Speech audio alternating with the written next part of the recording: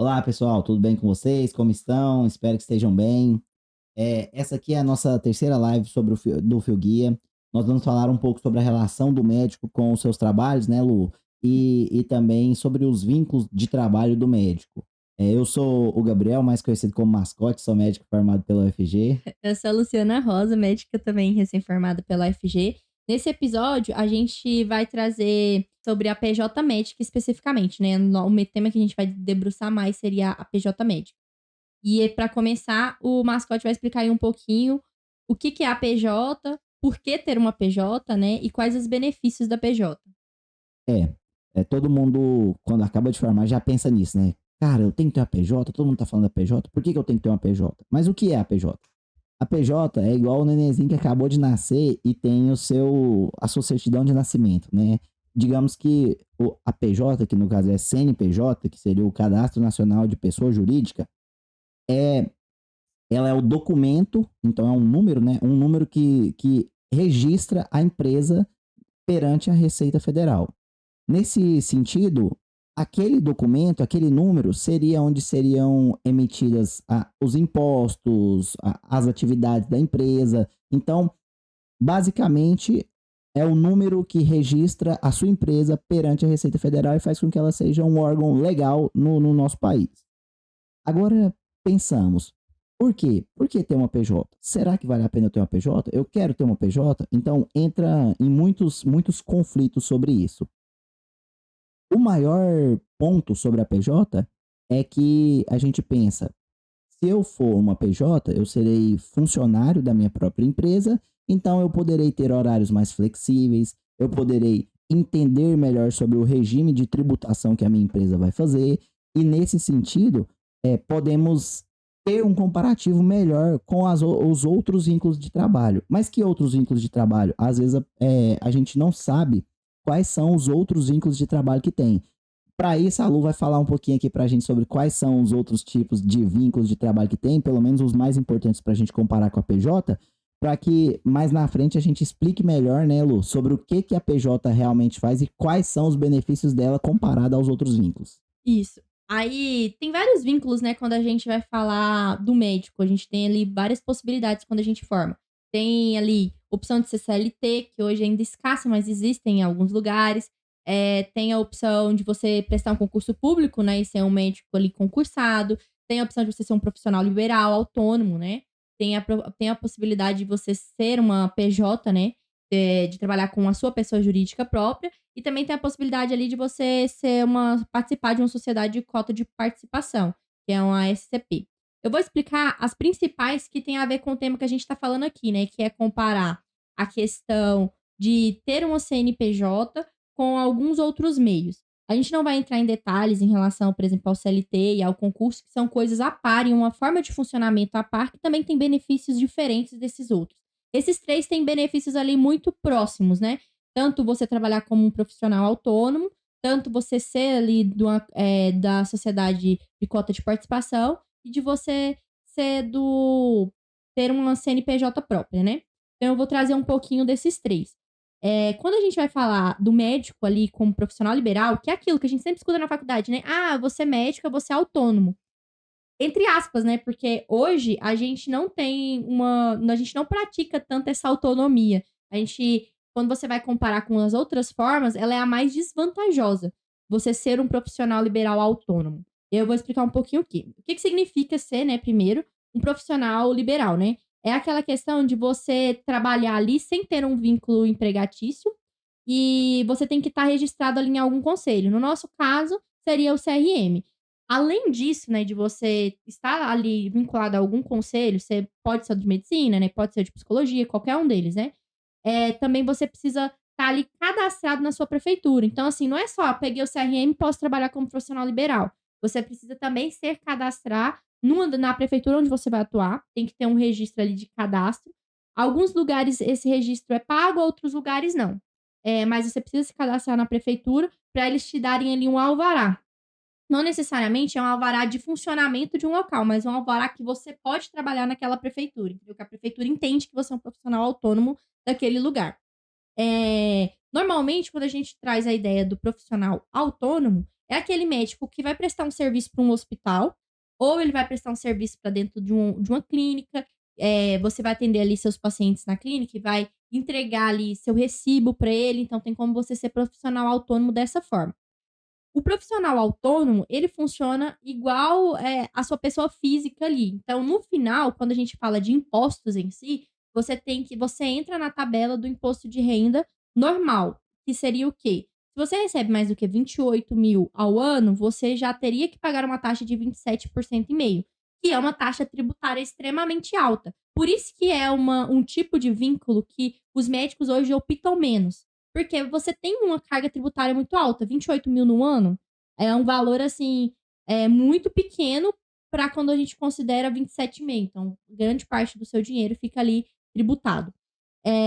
Tem algumas coisas dentro do profissional liberal que ele precisa fazer durante o ano para comprovar, vamos dizer assim, para ficar tudo certinho com a Receita Federal e também com a Prefeitura da cidade. Então, por exemplo, quem é profissional liberal, ele precisa fazer o recibo de prestação de serviço. Então, assim, fui lá, atendi um paciente, eu tenho que fazer um recibo para ele, uma nota, né, para ele que eu atendi ele, tudo bonitinho, como que foi. Você tem que ter um recibo de pagamento de pessoa autônoma, que é o RPA. Eu não vou entrar muito em detalhes em relação à sigla, é só para você saber que existe, que tem vários pontos, a gente não vai adentrar neles. É só pra você entender que existe isso, mas não necessariamente você precisa saber o que é cada uma dessas coisas, tá bom? Só saber que existe já é extremamente importante. E que é um trâmite muito burocrático também, né? De Sim, todos os jeitos. Porque às vezes a gente pensa que, você é autônomo e você vai. É menos burocracia. Vou pagar mais imposto, mas é mais fácil. E nada disso, né? acaba sendo muito mais burocrático, porque dentro, igual, por exemplo, são 5 coisas que a gente não pode deixar de pensar quando a gente fala do profissional autônomo. Ele tem que fazer o recibo de prestação de serviço em cada serviço que ele presta, ele tem que fazer a RPA, ele precisa fazer, os impostos já são descontados ali dentro da RPA, né? Entre eles, o IRF, o ISS e o INSS. Eu sei, então são várias siglas, não necessariamente, igual eu falei, você não precisa saber certinho o que é cada uma, mas só de você saber que existem vários impostos ali que você tem que pagar quando a gente fala do profissional liberal, já é o mais importante. Tem ali que fazer o carnê-leão, que é o recolhimento mensal do imposto de renda, e no final ainda de tudo, você tem que fazer a declaração anual do imposto de renda, como pessoa física, igual a gente faria também em qualquer outro regime trabalhista. A gente tem que declarar o imposto de renda todo ano. A diferença é que com esse recolhimento no Carnê-Leão, você já paga o imposto de renda mensalmente e aí no final você não fica lá com a carga tributária altíssima para pagar. Esse 27,5 já seria descontado ali mensalmente de você. Essa seria, assim, a lógica maior do profissional liberal. Que não é, igual eu falei, uma coisa que a gente vê muito hoje. Eu mesmo nunca trabalhei como profissional liberal e autônomo. Acho que você também não, né, mascote? Nunca trabalhei e eu acho que eu não conheço ninguém que trabalha. Porque, igual eu falei, hoje tido como uma desvantagem muito grande. Mas é só pra você saber que existe. E também já tirar, né, a ilusão, porque a gente acha que a gente é médico e vai formar trabalhador profissional liberal e, na verdade, a gente não quer ser esse profissional. Então, quando a gente vai falar sobre. A gente já falou, né, sobre profissional liberal, agora eu vou falar um pouquinho sobre o CNPJ e depois da sociedade de cotas de participação. No CNPJ, ali a gente vai trazer ali, que vai ser o que a gente vai destrinchar mais, vai trazer a fundo outras questões sobre ele. Mas é importante saber que o CNPJ ele pode ter um ou vários sócios ali, né? Quando a gente vai ter um CNPJ próprio, a gente precisa fazer emissões de notas fiscais para cada serviço que a gente tiver, de acordo com o mês, né? A gente também tem o pagamento de tributos mensais, bem parecido com o profissional liberal, a gente paga ali as DARF.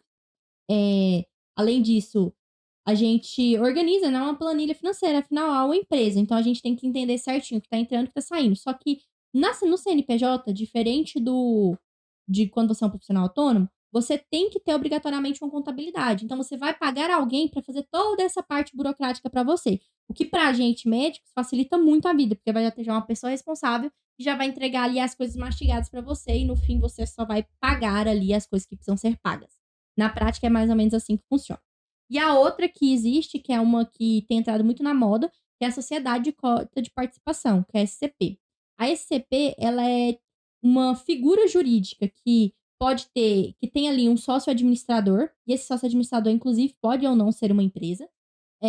Tem um sócio administrador responsável e tem outras pessoas ali que podem entrar como sócios participantes. Esses sócios participantes, eles não precisam ser citados na criação da empresa. Eles não são reconhecidos, assim, quando você vai procurar sobre a empresa. Não sai esses sócios. Diferente da PJ, que você sabe certinho quando é essa outro tipo de trabalho que a gente está falando, né? Sai certinho quem são os sócios responsáveis. Na cota de participação, não. Você tem ali uma parte bem pequenininha daquela empresa. Normalmente chega ali uma cota quando tem, sei lá, 10 mil cotas. 5 mil cotas, você tem uma cota naquela empresa. Você entra como coparticipação e dentro dessa participação você também recebe os lucros da empresa. Então, você entra como parte do negócio e você recebe o lucro em tese sobre a parte que você tem dentro da empresa. Que seria um pouco parecido, quando a gente pensa tentar entender melhor, um pouco parecido com a Bolsa de Valores. Não sei se todo mundo entende, mas aí você vai entender duas coisas ao mesmo tempo. E quando você entra na Bolsa, você vai lá e compra parte de uma empresa. Então, por exemplo, fui lá, comprei partes na empresa da Petrobras. Sei lá, a Petrobras hoje tem 1 milhão de cotas. Eu fui lá e comprei 5 cotas da Petrobras. Ou seja, a partir daquele momento, eu também me torno certamente dono daquela empresa. Só que eu não tenho o movimento de entrada e de saída da empresa. Eu não sei se a Petrobras está com dívida ou não. Eu tenho que ir procurar isso. Essas informações não chegam por mim só porque eu sou sócio. Você precisa ir atrás delas de outras formas. E também o fato de eu ter me associado ali, ter comprado aquelas 5 cotas, eu vou receber um rendimento em relação a essas. O que seria esse rendimento? A empresa teve um lucro. O lucro ele vai ser dividido entre todos os sócios e eu vou receber de acordo com a parte que eu tenho na empresa. Então, se eu tenho 5 cotas, eu vou receber um lucro de acordo com as 5 cotas que eu tenho. E assim sucessivamente. A sociedade cota de participação ela é bem parecida. Pelo fato de ela receber assim como se fosse rendimentos, ela não paga imposto de renda e ela também não paga INSS. Ou seja, os tributos dentro dela é bem menores. Só que quando a gente pensa na sociedade cota de participação para o médico, ela tem várias desvantagens. Por quê? Porque a gente não entra com um aporte de capital. Porque quando você compra uma cota, você entra com um aporte de capital. Eu dei um dinheiro pelaquela cota. Quando a gente médico entra na sociedade com a participação, normalmente a gente entra com a nossa mão de obra. Mas o que é mais importante entender é, por ela ser essa sociedade que vai te dar um pedaço do rendimento, ela não precisa pagar alguns impostos. E por isso ela se torna um pouco mais vantajosa. Mas, igual eu falei, a gente não tem uma certeza ali da entrada e da saída da empresa. A gente não tem ali se a empresa tem dívida ou não, e a gente não tem noção nem de quantos sócios, porque às vezes você entra nessas PJonas, que é a sociedade de coparticipação, tem 1.000 sócios e você nem sabe quem são esses sócios, entendeu? Então, assim, deixa a gente ali um pouco acuado em relação a isso. Mas é uma prática que tem crescido muito dentro da medicina. Eu participo de sociedade de cota de participação em alguns empregos, porque é a única forma que aquele lugar aceita que a gente trabalhe. Então, assim, conheça as empresas que você está entrando. Peça o contrato social para você saber qual é o seu direito, qual é o seu dever dentro da empresa. E tente conhecer o máximo dessa empresa possível. Porque isso também pode dar alguns problemas no futuro. E é isso. Agora o Mascote vai falar aí um pouco mais sobre os benefícios, né, Mascote? Aí depois dessa explanação, a gente fica com um pouco de receio para algumas coisas, com um pouco de dúvidas em outras, mas a gente vai focar agora em explicar para vocês o porquê querer ou não querer ter uma PJ para que você tome essa atitude de maneira consciente, né? Então, eu quero fazer uma PJ por conta disso, disso e disso. Eu acho que esse é o ponto mais importante no momento. Quando a gente acaba de formar, a gente se depara com isso e tem todas essas nuances que a Lu falou, que muitas vezes a gente não sabe, ninguém fala pra gente. Então, é algo que nós não temos conhecimento, mas pode ser preocupante futuramente. Principalmente essa questão da SCP. Então, se você parar para pensar, ela não deixa de ser uma PJ, só que é uma PJ que não foi você que abriu. Então, é uma PJ que você está participando, é um CNPJ, né, uma empresa registrada que você está participando. Aí entra nas dúvidas. Eu vou abrir uma PJ sozinho? Eu vou abrir uma PJ com alguém? Eu vou entrar numa PJ que já existe? E diversas vezes nós estamos sendo aliciados por vários programas, várias pessoas para não abre uma PJ não, entra na nossa aqui que nós descontamos só uma porcentagem. Só que o importante é nós entendermos que quando você faz parte como sócio de uma empresa, você tem uma responsabilidade sobre aquela empresa. Então, não deixa de vincular o seu nome ao nome daquela empresa. Claro que diferentes tipos de empresa tem diferentes tipos de vínculos, mas de certa forma você continua sendo uma pessoa vinculada àquela empresa. Qual que é o grande ponto da PJ? A PJ funciona como uma prestadora de serviço. Então, você vai abrir uma PJ médica, a sua PJ médica se torna uma prestadora de serviços médicos. Por que isso acontece? Porque se você faz um vínculo de emprego com alguém, teoricamente, para ser regularizada, aquela pessoa precisa te contratar. Se ela te contrata, ela tem que te pagar os seus direitos trabalhistas perante a lei trabalhista. Se você contrata um prestador de serviço, você se isenta dessa responsabilidade e essa responsabilidade passa para o contratante do funcionário. Então, digamos assim, um hospital, se ele quiser me contratar como um contratado do hospital, às vezes ele teria que me dar os meus direitos trabalhistas, porque se eu não for autônomo, ele tem que me dar direito trabalhista. Se eu não for PJ, tem que me dar direito trabalhista. Mas aí o que eles fazem? Pô, para mim não ter que dar direitos trabalhistas, eu vou contratar um prestador de serviço. Aí pode ser um prestador de serviço autônomo, pode ser um prestador de serviço que seja SCP, ou pode ser um prestador de serviço que seja a sua própria PJ. Então o ponto inicial é partindo disso. Você, como CNPJ, você vai ser um prestador de serviço. E os direitos trabalhistas ficam todos sobre a sua PJ. Então, a sua PJ passa a ser o seu vínculo de emprego. Você é empregado da sua PJ, mas você também é o sócio da sua PJ. Então, entra nessas nuances. Então, por que que isso é importante? E aí, entrando rapidinho num ponto que ele tá falando, né? Que normalmente essa pessoa que tem os direitos trabalhistas pagos pelo hospital ali em si é o CLT.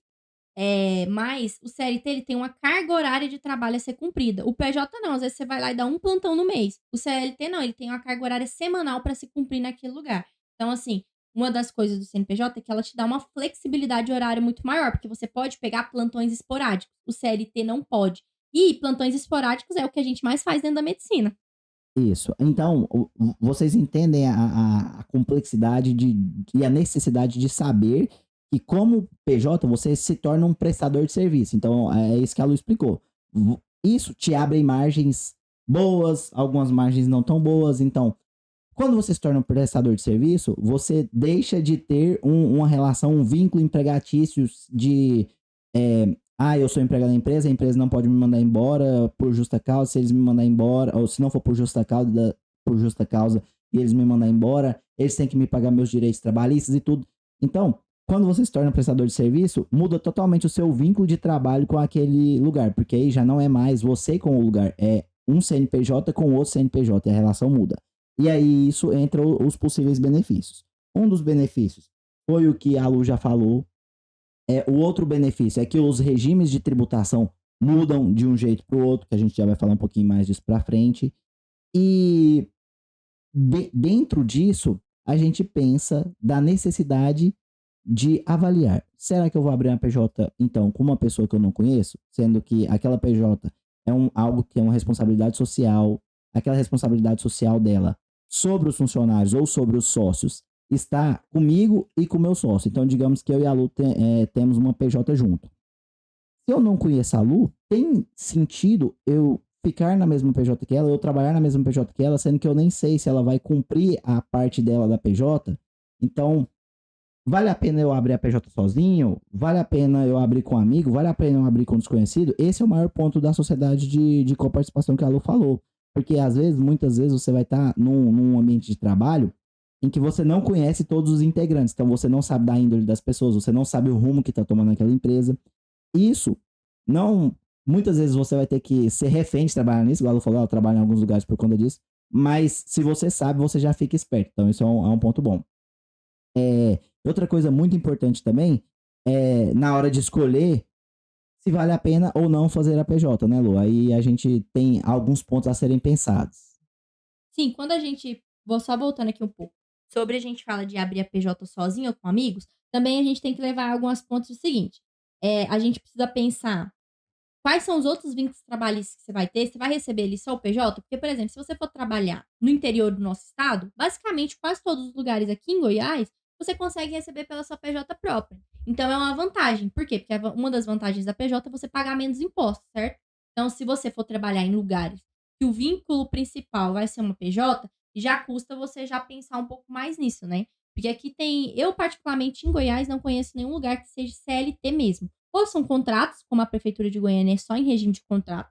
Só que o regime de contrato também é horrível, porque a gente não tem direito trabalhista nenhum. E se você não for, você não recebe. Você assina um termo em relação a isso, né? E É, desconta 27,5%. isso, e desconta os 27%. E além disso, tipo assim, já no contrato já vem descontado o INSS, todas essas coisas. Igual ele falou, é 27,5% dentro do contrato. Quando a gente pensa para abrir a PJ, a gente tem que pensar nisso. A gente tem outros vínculos trabalhistas. E depois, posteriormente, no final do vídeo, né?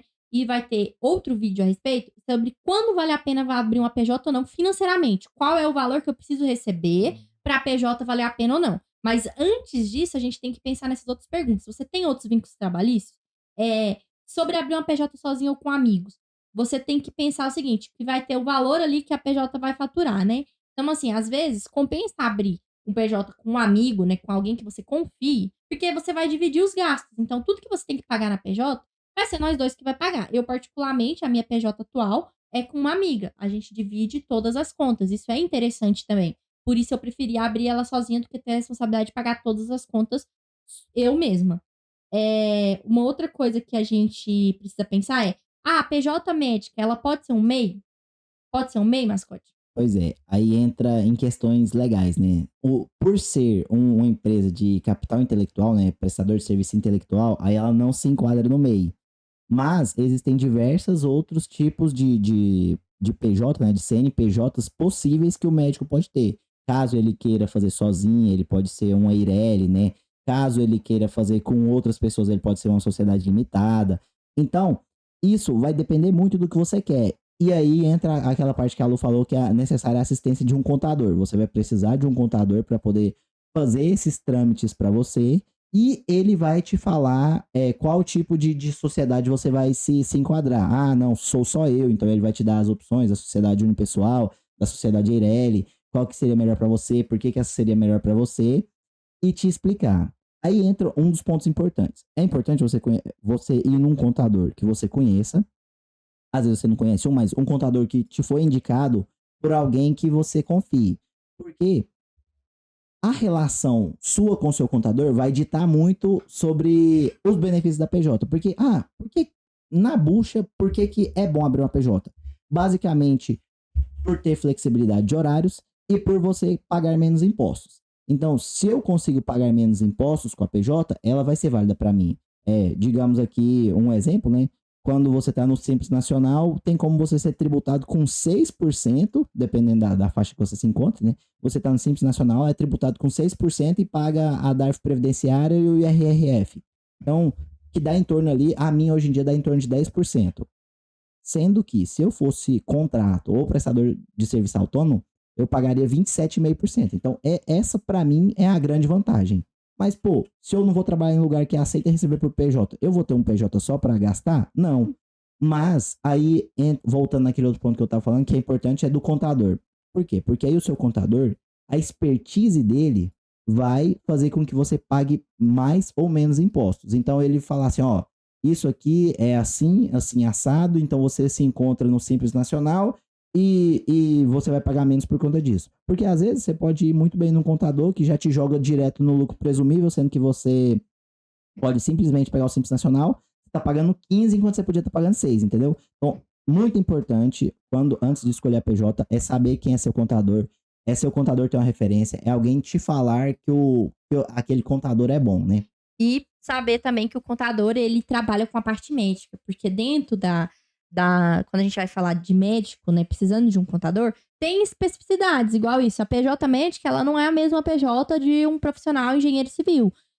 Então, assim, é importante que o médico, o contador que você vá ali, entenda a realidade do médico. Então, entenda até em relação a essas outras sociedades de cota de participação, mas entenda qual PJ é melhor para você, entenda os tipos de tributação muito bem voltado para a área médica, porque quando a gente coloca igual, por exemplo, a gente tá falando aí das formas de tributação, e o mascote citou algumas, né? Lucro presumido, Simples Nacional, dentro delas tem umas nuances gigantescas e vários detalhes que quem tem que saber isso não é você, é o contador. Mas o contador, você precisa conhecer um contador que entenda essas nuances dentro da área médica. Porque, assim, Só pra falar um pouco de coisas difíceis, pra você ver que eu sei um pouquinho, né? Porque eu realmente fui atrás, estudei e quis entender como que funcionava isso. Quando a gente vai falar do Simples Nacional, dentro do Simples Nacional existem 5 anexos para tributar o Simples Nacional. Então tem o anexo 1, o anexo 2, e cada um desses anexos tem escrito onde os profissionais entram. Quando a gente vai falar do médico, o médico ele pode ser tributado em 2 desses anexos, ou no anexo 3 ou no anexo 5. Então, assim, se não for uma pessoa que entende, ela pode simplesmente colocar ali dentro do anexo 3, e o anexo 3, ele começa as tributações em 11,5%. Só que, se for um computador bom, ele vai te falar assim, não, eu vou te colocar no anexo 5 do Simples Nacional, e eu vou começar ali a tributação em 6%. Então, assim, se não for alguém que conheça, essa pessoa ainda vai te fazer comer bola, te fazer pagar mais impostos do que você deveria. E tem muitas nuances dentro dali.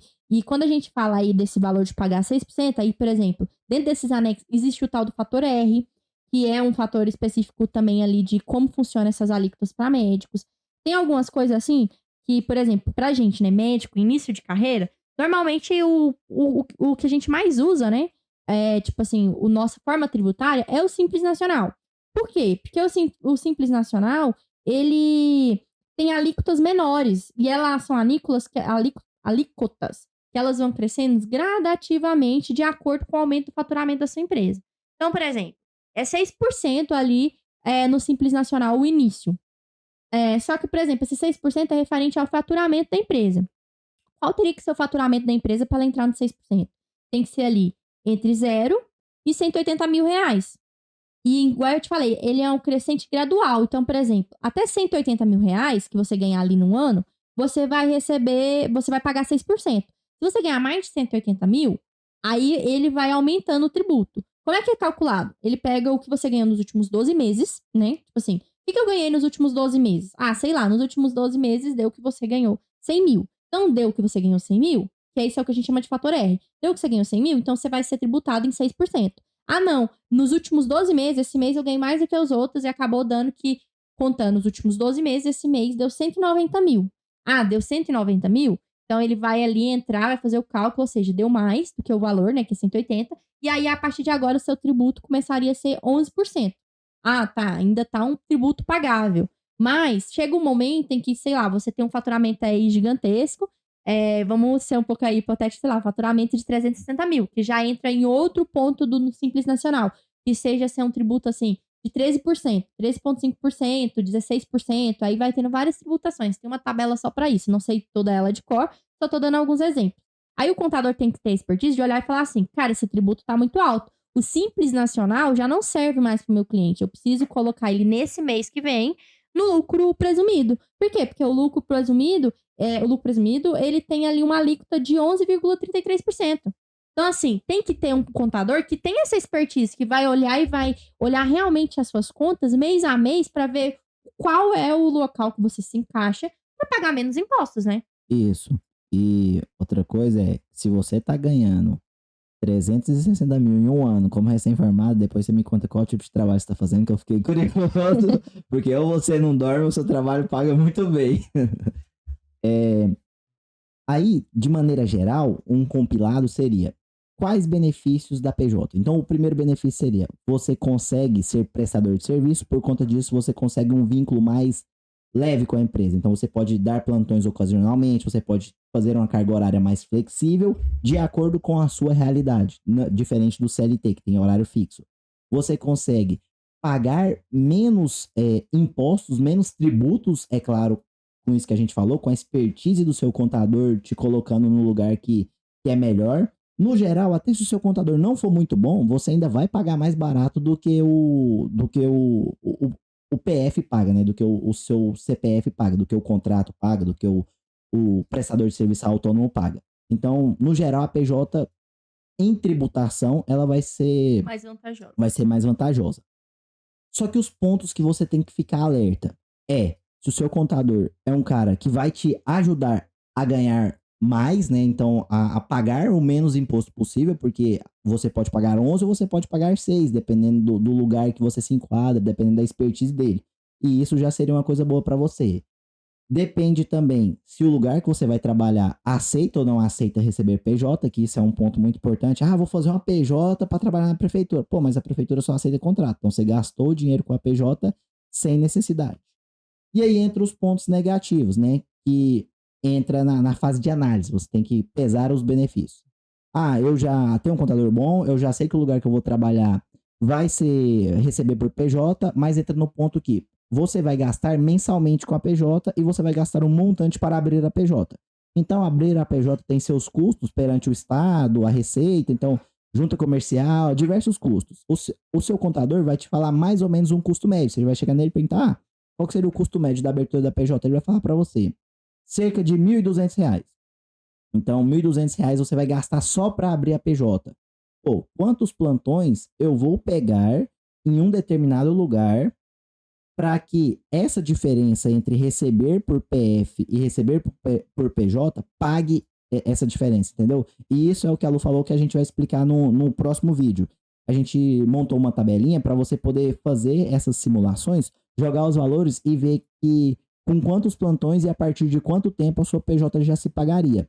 Isso é benéfico para você poder entender se, não, ó, cara, se eu ganhar 4 salários de R$ 1.200, se eu pagasse por PF, seria 27,5% que eu pagaria de imposto X. Se eu pagar por PJ, porque lá aceita PJ, eu tô pagando 6%, mais os impostos vai dar algo em torno de 10%, eu vou pagar Y. X menos Y, sobra R$ 600. Pô, sobra R$ 600. O seu honorário do seu contador é R$ 300. Então, R$ 300 você já pagou para ele, você já está com R$ 300 de lucro que você estaria perdendo pro PF e está ganhando no PJ. Só que aí você tem que pagar a abertura da sua PJ, que ali 1.200 dividido por 300, né, dá 4 meses. Então, em 4 meses você já teria pagado a abertura do seu PJ, estaria pagando o seu contador todo mês, e a partir do quarto mês você estaria ganhando R$ 300 a mais. Então, isso é o tipo de cálculo que você tem que fazer quando você pensa em ter uma PJ, entendeu? Não é só simplesmente vou receber mais barato nesse plantão e vale a pena. Então, isso a gente vai ensinar nos vídeos futuros também. Sim. E quando a gente vai falar, por exemplo, do Simples Nacional, né, que era o que a gente estava trabalhando antes, a gente também tem que pensar em algumas coisas, porque quando você ali tem um CNPJ, para você se enquadrar dentro do Simples Nacional, por exemplo, você precisa ter que pagar ali o prolabore de um funcionário. Então você vai pagar o seu próprio prolabore, seria basicamente isso. Por quê? Porque para se enquadrar, por exemplo, no Simples Nacional, 28% do lucro da sua empresa teria que ser para pagar os funcionários. No caso, o funcionário é você mesmo. Então, aí entra esses outros tributos que o mascote falou. No mínimo, ali vai ser 6%. Só que aí acaba sendo um pouquinho mais, porque você tem que pagar o INSS, você tem que pagar o imposto de renda. Todas essas coisas dentro da PJ também você já consegue tributar antes. Você não precisa tributar lá na declaração do imposto de renda no final. Quando você já está tendo a PJ, dentro dos meses você vai pagando esses impostos. Então, no fim, você já vai estar certinho com a receita. Na verdade, às vezes vai estar até melhor, né?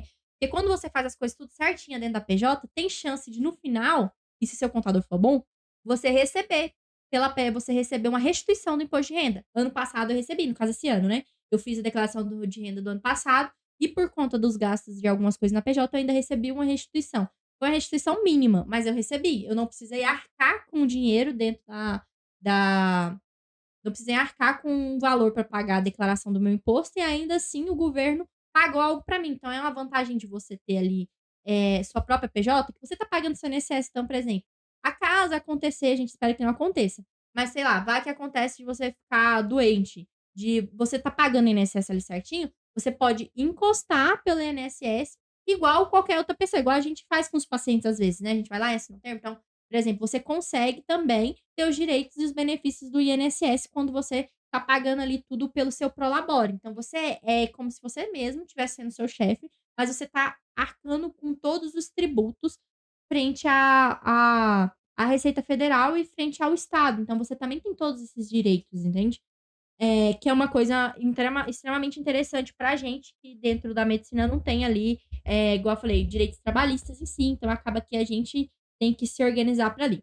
Uma coisa interessante também, a gente tem que conversar sobre a PJ, que o Massotti já trouxe lá no início, mas eu cabe relembrar aqui um pouquinho, E a PJ é diferente da pessoa física. Então, se você tem uma PJ, mesmo a PJ sendo só sua, não pague as suas contas pessoais na PJ.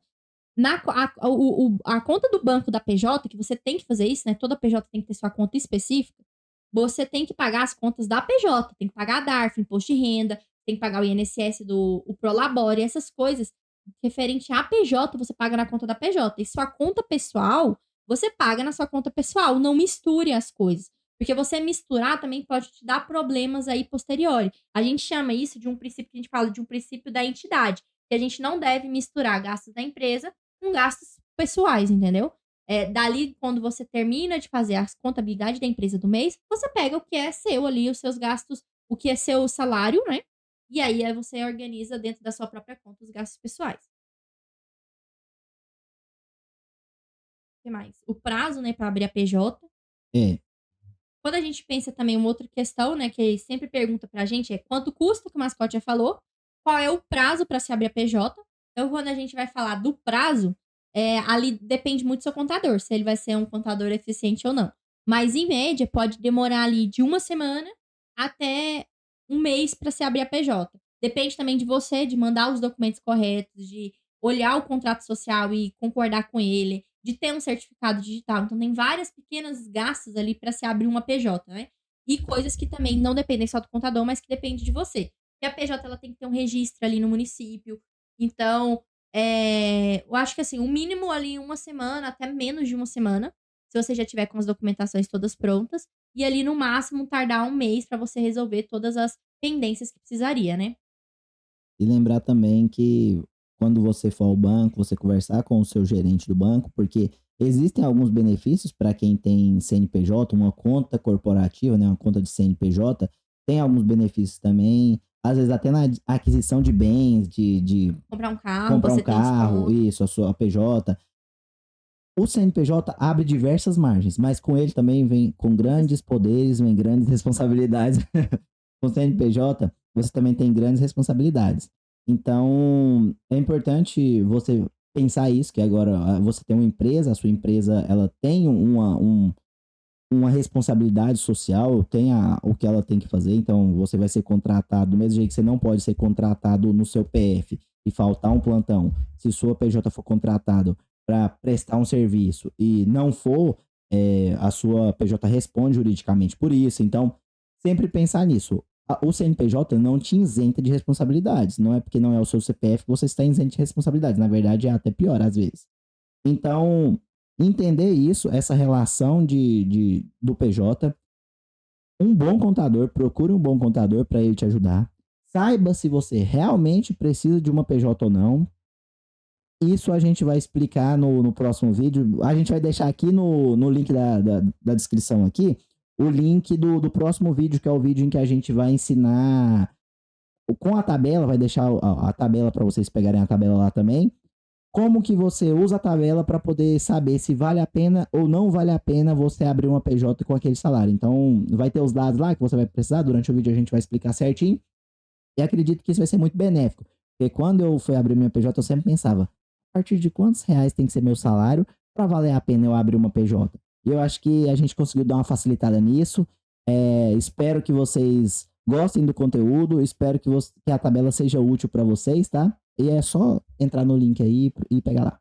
E agora, assim, para encerrar, só vou trazer mais um adendo aqui que algumas pessoas não têm noção que isso é um fato, né?